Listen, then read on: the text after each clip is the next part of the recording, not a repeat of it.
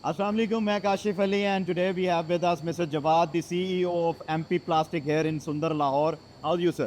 I'm good जी आप सुनाए काजी अल्हम्दुलिल्लाह, अल्लाह का करम। सर पहले तो मैं जानना चाहूँगा कि माशाल्लाह you have bought this big giant 600 ton injection molding machine from Sound. How's your experience, sir? Kashif भाई अल्हम्दुलिल्लाह हमारा जो सफ़र है वो जैपनीज़ और पुरानी मशीनरी से स्टार्ट हुआ। आप माशाल्लाह काफ़ी हमारे पास परसू करते रहे, चीज़ों को अंडरस्टैंडिंग देते रहे कि चीज़ों को अपनी शिफ्ट करें, टेक्नोलॉजी की तरफ, इनोवेशन की तरफ आए।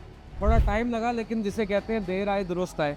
तो अल्हम्दुलिल्लाह साउंड की इस fully automised machine electric charging के साथ काम करने के बाद मुझे अंदाज़ा हुआ कि मैं काफ़ी लेट इस चीज़ पे शिफ्ट हुआ, लेकिन मेरे काफ़ी अच्छे रिजल्ट्स अभी तक सो फार सो गुड।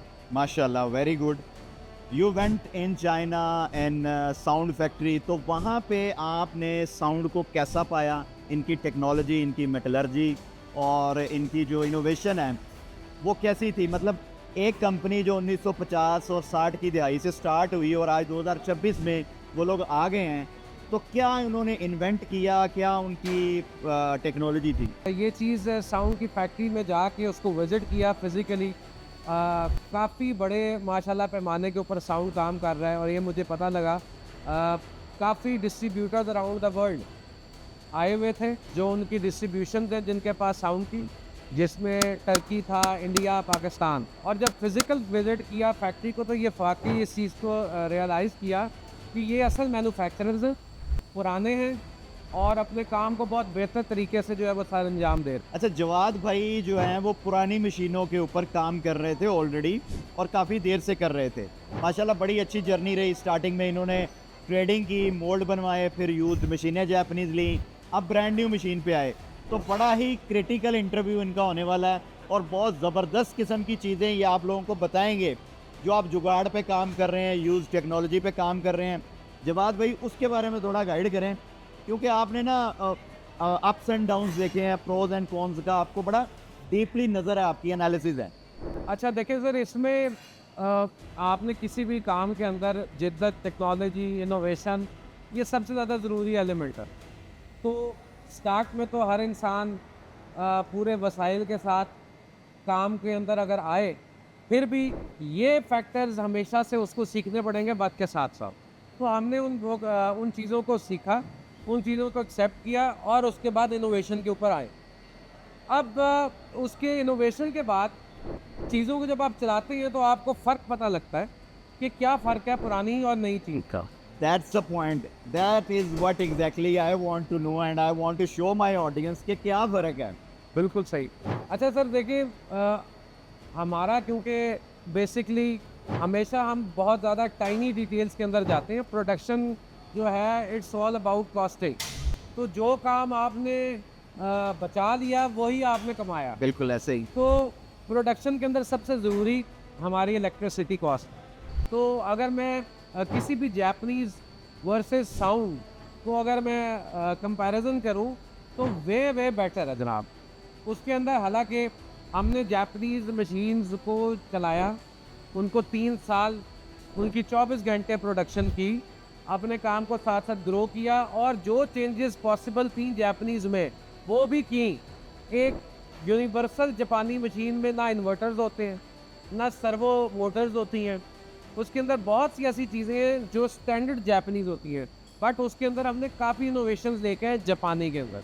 लेकिन उसके बावजूद भी जब हम स्टैंडर्ड साउंड मशीन वर्सेस एक जापानी जिसको वेल इक्विप्ड, हर इक्विपमेंट हर के तरह का साथ मतलब आपने हमने करके देखा तो फिर भी उसकी इलेक्ट्रिक कंजम्पशन का जो फ़र्क है, आप उसकी कैलकुलेशन खुद निकाल सकते हैं। इसकी जो पर आवर जो कॉस्ट आती है वो 0.33 है साउंड की, जबकि जापानीज़ की वही कॉस्ट 0.52 है। जो कि दूसरे फैक्टर्स अगर दूसरे लोग अपने जो देखेंगे उनकी वो कम से कम 0.8 पे जाएगी। हमने इन्वर्टर्स और मोटर्स को चेंज करने के बावजूद भी 0.52 तक लेके आए, लेकिन वही साउंड की 0.32 0.33 तक आके जाती है। इन शॉर्ट हम ये कह सकते हैं कि एक बिजली का यूनिट, मतलब आम सादा फैम भी लोग हैं, तो अगर एक बिजली का यूनिट अगर आप चलता है तो उसके ऊपर कम से कम 3 किलो माल प्रोसेस होता है। जी यही एवरेज आ रही है आई थिंक जी 0.33 के ऊपर अगर हम जाते हैं। जी बिल्कुल। तो ये जो हम लोग क्लेम करते हैं ये ऐसे हवा में नहीं करते। ये जवाद भाई ने, चूंकि ये एक्सपर्ट हैं, इन्होंने यूज़ के सारे जुगाड़ लगाए हैं, हर तरह के जो गियर मोटर होती है लगा लिया, इन्वर्टर लगा लिए, सब कुछ करने के बाद ये इनके एनालिसिस है, ये मैं नहीं कह रहा। अक्सर लोग कमेंट्स में आके कह देते हैं कि नहीं पाएं तू हमें वाज इसको मैं थोड़ा और आपको मज़ीद आसान कर देता हूँ। जो काशिफ भाई और जो हम आपको बताना चाह रहे हैं वो ये है कि अगर आप जापानी मशीन को 1 घंटा इस्तेमाल करें और जितना केजी वो माल बनाएगी, जी 1 घंटे में अगर 70 केजी माल दोनों मशीनें बनाए, तो 70 केजी माल बनाने में जो इलेक्ट्रिक कॉस्ट जापानी की इस्तेमाल होगी, वो इस्तेमाल होगी 0.50 मल्टीप्लाई बाय 50 रुपये पर यूनिट। ठीक है, और वही 70 केजी 1 घंटे के अंदर अगर चाइनीज़ मशीन यूज़ होगी तो वो 0.30 मल्टीप्लाई बाय 50 जो 1 यूनिट की कॉस्ट है। बिल्कुल। अब आप मल्टीप्लाई कर ले तो आपको खुद ही फ़र्क पता चल जाए। It's a huge difference. ये अच्छा सर, इलेक्ट्रिक चार्जिंग, इसी बात को थोड़ा आगे बढ़ाते हैं कि पुरानी मशीन पे 70 केजी बनेगा, ये भी एक पॉइंट है, बिल्कुल ठीक। क्योंकि प्रोडक्शन का भी तो बहुत बड़ा गैप है ना, तो आपने वो भी एनालिसिस किए होंगे, उसके बारे में थोड़ा बताएं। अच्छा सर, ये एक एलिमेंट जो है ना, ये तो हमने अभी सिर्फ डिस्कस किया है इलेक्ट्रिसिटी वर्सेस इलेक्ट्रिसिटी। अभी प्रोडक्शन का बहुत ज़्यादा फ़र्क है। अगर 1 घंटा जापानी मशीन चलती है, पीस आप वही निकाल रहे हैं 1 किलो का। मैं मिसाल उसी तरह अपनी रखूँगा ताकि आसान लफ्ज़ों में हमारे जो व्यूअर्स हैं उनको समझ लाते।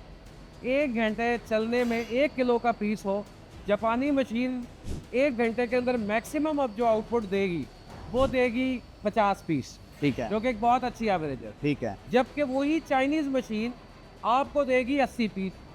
बिल्कुल। तो ये बहुत बड़ा फ़र्क है। ये पॉइंट के मतलब ना सिर्फ आपकी बिजली बचेगी, प्रोडक्शन बढ़ेगी, और उस प्रोडक्शन को बढ़ाने में मैं थोड़ा सा आपको दिखाता हूँ। ये है इलेक्ट्रिक चार्जिंग मोटर, इसका इम्पैक्ट क्या आया जवाद भाई, वो बताएं थोड़ा। ई चार्जिंग और जापानी मशीन को कुछ व्यूअर्स के ज़हन में ये आएगा कि हम गियर लगा दें तो उससे इलेक्ट्रिक कॉस्ट कम और स्पीड बढ़ जाती है। मैं आपको कंपैरिजन बता रहा हूँ, मैंने गियर लगा के भी उसको यूज़ किया। ये भी one sort of e charging is a gear जो साउंड मशीन ने यूज़ किया, लेकिन वे बेहतर टेक्नोलॉजी, बेहतर रिसर्च के साथ और कम एनर्जी कंजम्पशन के साथ। इससे आपकी जो चार्जिंग स्पीड है वो ऑलमोस्ट डबल हो जाती है। आप चार्जिंग अपनी जल्दी कर लेते हैं और कम बिजली के अंदर कर लेते हैं। यार जो हीटर्स लगे हुए हैं जी, इनका इम्पैक्ट क्या आया है? सर इंफ्रारेड हीटर, बात हुई है इनोवेशन और टेक्नोलॉजी, बेहतर वक्त के साथ बेहतर चीज़। ये अपनी एनर्जी को कंजर्व करते हैं, अपनी प्रिजर्व करते हैं, और आपकी इलेक्ट्रिसिटी और आपकी जो हीटर्स की हीट है उसको ज़ाया नहीं होने देते। ठीक है, तो जब प्रिजर्व होगी तो इसने बार बार ट्रिप नहीं करना, ठीक है, इसने एक दफ़ा चल के अपना प्रिजर्व कर ली एनर्जी और उसी एनर्जी को कंज्यूम करने, जिसकी वजह से इलेक्ट्रिसिटी की जो कॉस्ट है वो डिक्रीज हो। अच्छा, आप माशाल्लाह एनर्जी तो प्रिजर्व हो गई, ज़बरदस्त हो गया। सोलर का इंडस्ट्री में कितने को % इम्पैक्ट आता है? अच्छा सर, देखिए आजकल तो सोलर के बगैर आप इंडस्ट्री चलाना, कॉस्टिंग का इंटीग्रल पार्ट है आपकी सोलर। इसमें मैं आपको फ़ायदा बता देता हूँ। साउंड की machine with solar, running load in machinery का वर्सेस जापानी मशीन कम है। तो आपको सोलर की जो कैपेसिटी, फॉर एग्जांपल अगर जापानी सेटअप को चलाने के लिए आपके सोलर की कैपेसिटी कम से कम 30% डिक्रीज हो जाएगी। अच्छा, माशाल्लाह, ये एक बहुत बड़ा इम्पैक्ट है। मतलब आपके सीधे 1 करोड़ का अगर सोलर लगने तो उसमें 30 लाख की बचत है। आपका 30 लाख कम सोलर लगेगा चाइनीज सेटअप या साउंड का सेटअप को चलाने। मशीन है, ज़बरदस्त ज़बरदस्त। अब सर मुझे बताएं कि डिजिटेक से, चूँकि उनके ऑफिशियल डिस्ट्रीब्यूटर पाकिस्तान में डीजी वाले हैं, तो डिजिटेक ने जो आपसे वादे किए थे सेल करते हुए, वो पूरे हुए हैं या कमी रही है कहीं पे? सर मैं डिजिटेक के बारे में कहूँगा बहुत जल्दी बहुत ज़्यादा प्रोफेशनल टीम के साथ मार्केट में आए, और माशाल्लाह देखें, कमिटमेंट पूरी करना तो हर सेलर है उसके लिए ज़रूरी है, लेकिन मज़ा तब है जब कमिटमेंट से जो है एक स्टेप ऊपर जाके आप कस्टमर को सेटिस्फाई करें। तो मेरे ख्याल में डिजिटेक ने मुझे उस स्टेप से सरपास किया। मतलब 10 में से 10 नंबर आप देते 10 हैं? में से इंशाल्लाह 12 नंबर। 12 नंबर है, ज़बरदस्त। अच्छा, एक तो हो गया डीजी की मैनेजमेंट, डेफिनेटली वो आपसे राब्ते में थी, आप चाइना भी गए, विजिट किया, सारी फैसिलिटी देखी, आपने मुख्तलिफ ब्रांड्स को भी देखा होगा, डेफिनेटली खाली साउंड नहीं देखा होगा, बिल्कुल और आपने कंपैरिजन किया, एनालिसिस किए, फिर इसको सिलेक्ट किया। बिल्कुल उसके बाद आ जाती है टेक्निकल टीम जी। और आफ्टर सेल सर्विसेज, उसमें कहाँ पे रेट करेंगे? सर टेक्निकल टीम साउंड की, जैसे मैंने पहले भी आपको ये चीज़ जो है वो ऐड की है कि बड़ी जल्दी बड़े प्रोफेशनल लोगों के साथ, चाहे वो टेक्निकल डिपार्टमेंट है, चाहे एडमिन डिपार्टमेंट है, सेल्स डिपार्टमेंट है, मैंने हर जगह पे इनको मार्केट में बेहतर पाया। और पॉइंट ये नहीं है कि साउंड ने सिर्फ हमें मशीन बेची है, एक मैन्युफैक्चरर को, एक बिजनेस मैन को एक सलूशन चाहिए, ना कि मशीन चाहिए। तो बेसिकली मुझे साउंड ने सलूशन प्रोवाइड किया है। माशाल्लाह। ये कीबा का पीएलसी लगा हुआ है, उसके अलावा इसकी जो क्लैंपिंग पावर है, मार्केट में एक रूमर्स चलते हैं, लोग मैनिपुलेट भी करते हैं, मिसगाइड भी करते हैं कि भाई 600 टन लिखा हुआ है तो 600 टन नहीं है। उसको चेक आपने किया, अपने मोल्डों के ऊपर टेस्ट बिल्कुल किया? बिल्कुल किया सर, और ये प्रोसेस अभी तक जारी है। वो इंशाल्लाह मेरी साउंड की टीम के साथ एक लंबा सफ़र है। मैं हर मोल्ड पे इनको बुलाता हूँ और हर मोल्ड के ऊपर ये टीवी अभी टेस्ट कर, और पास हो रहे हैं अभी तक? अल्हम्दुलिल्लाह जी, अभी तक बेहतरीन चल। चलें, थैंक यू जी, आपके वक्त का बहुत शुक्रिया, बहुत। और अल्लाह आपको आपके काम में तरक्की दे। आमीन। लास्टली जवाद भाई जो है वो क्रेट्स के अंदर काम करते हैं, तो अगर किसी भाई ने क्रेट लेने हो, डिफरेंट वैरायटी है इनकी, एमपी के नाम से इनका फेसबुक पेज भी होगा, वेबसाइट भी होगी, सोशल अकाउंट्स भी होंगे, तो आप उनसे रब्ता कर सकते हैं। बाय करना चाहें तो डायरेक्टली इनसे आप बाय कर सकते हैं। थैंक यू वेरी मच जी, मुझे दें इजाज़त, मिलते हैं नेक्स्ट वीडियो में। टिल देन टेक केयर, अल्लाह हाफिज़।